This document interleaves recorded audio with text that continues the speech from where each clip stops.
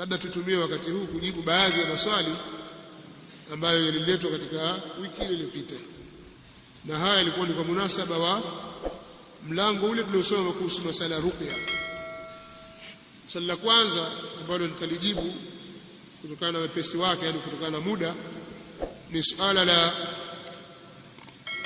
hukumu ya kuyasomea maji baadhi ya aya za Qur'an kisha kumpatia mgonjwa kwa ajili ya kunywa au kujipaka mwilini, hali ya kutarajia kwa maji hayo shifa, na wengine kuyanyunyiza katika pembe za nyumba kwa lengo la kinga.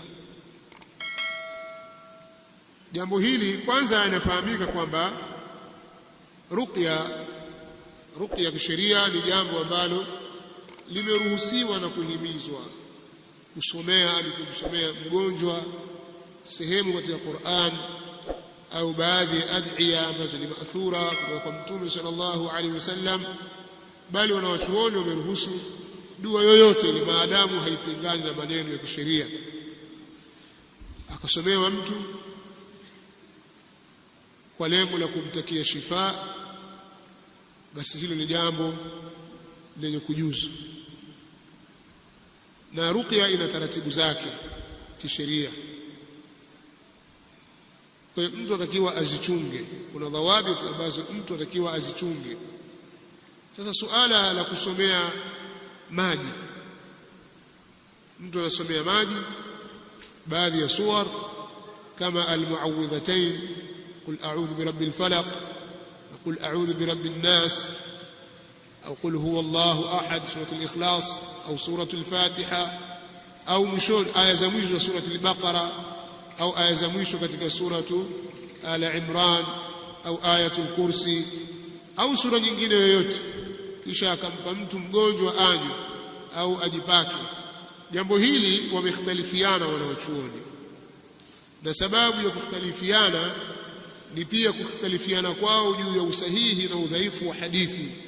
Kuna hadithi ya Thabit bin Qais ambayo ameitaja al-Imamu Abu Daud katika kitabu al-Tibbi katika sunani yake. Baadhi ya wanawachuoni wanaona kwamba hadithi hiyo haikuthibiti, lakini Mtume sallallahu alaihi wasallam aliyasomea maji akampa Thabit. Alhasil ni kwamba hadithi hii kuna khilafu juu ya usahihi wake. Sheikh Al-Albani rahimahullahu ta'ala ameidhoofisha hadithi hii. Pamoja na hivyo, ulama katika maulama wa ahli sunnah wal jamaa wameliruhusu hili jambo, kama al-Imam Ibn al-Qayyim rahimahullahu ta'ala katika Zadul Ma'ad kwenye juzuu ya 4 ukurasa wa 358. Al-Imam Ibn al-Qayyim rahimahullahu ta'ala katika Zadul Ma'ad fi hadi khair al-ibad kwenye juzuu ya 4 ukurasa wa 358 amejuzisha jambo hili la kuandikwa aya katika Qur'an kisha ukampa mgonjwa akanywa, au ukayasomea maji baadhi ya aya za Qur'ani kisha ukampa mtu maji yale baada ya kuwa umeyasomea na kuyatemea vijimati akanywa.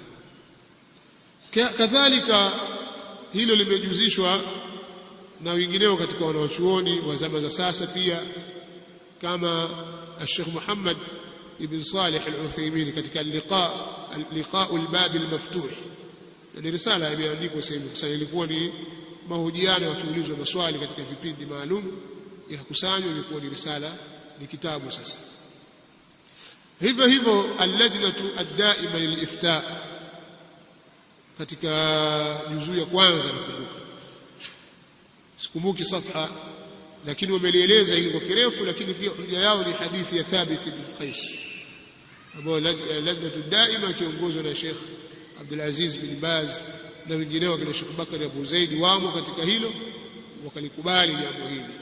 Kwa ni jambo ambalo lina khilafu, na baadhi ya wanachuoni walijihusisha na baadhi yao wamelikataa. Katika wale walikataa jambo hili katika muasirun ni Sheikh Rabi' bin Hadi al-Madkhali hafidhahu Allah ta'ala wa matta'ahu Allah bis-sihhati wal-afiyah. Sheikh Rabi' yeye analipinga jambo hili, tena katika kauli yake anasema ijapokuwa walijihusisha jambo hilo baadhi al-afadhil, lakini wao ndio watufundisha sisi tufuate dalili. Kama hakuna dalili sisi hatuwezi kuwafuata katika hilo. katika kauli zake anazungumzia kuhusiana na suala hili. Kwa ni jambo ambalo liko hivyo,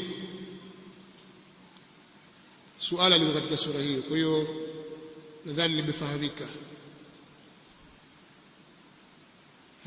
Suala jingine, je, inafaa kufanya kisomo cha ruqya kuwa ni ajira? Kama mtu kazi yako ni kusomea ruqya, yukaandika mkulima, yukaandika biashara, huyo sana ni kazi yangu ruqya, hata kama hakuandika labda rasmi, lakini yeye hujinasibu kwamba mimi kazi yangu ruqya.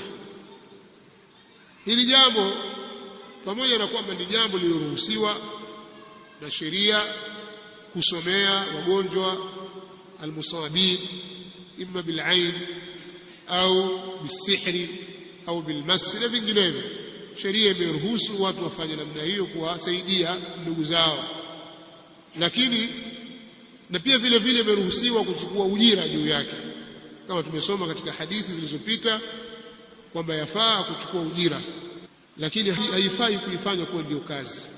Kwa hiyo kama talibul ilmi ametafarra na akajiwekea kwamba mathalan ana clinic, wagonjwa wake amewekea nyakati maalum ya kuonana nao na kazi hivi, kuna sehemu ofisi maalum, kama talibul ilmi anatafarra kwa ajili ya jambo hili, basi ajue kwamba anafanya makosa.